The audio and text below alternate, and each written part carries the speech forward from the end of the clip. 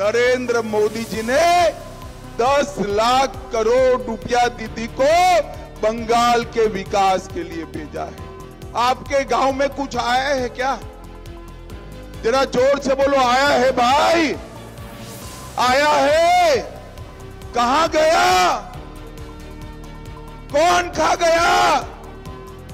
ये तृणमूल के गुंडे मोदी जी के 10 लाख करोड़ रुपया भेजा हुआ खा गए हैं। बंगाल में परिवर्तन कर दो, 30 सीट जिता दो। हम ये पैसा जो आपका खा गए हैं उनको उल्टा लटका कर सीधा करने का काम ये भारतीय जनता।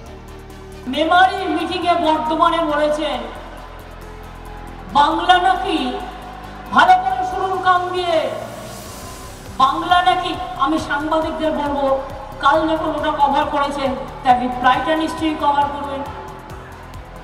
কালকে বলেছেন বাংলা নাকি 2,29,000 কোটি টাকার হিসেব দেয়নি, ইউটিলাইজেশন সার্টিফিকেট দেয়নি, তাই ওনারা টাকা দিতে পারছেন না। আমি অমিত শাহকে চ্যালেঞ্জ করে বলছি, আমাদের সরকার থাকাকালীন একটা ইউটিলাইজেশন সার্টিফিকেট করে নেই।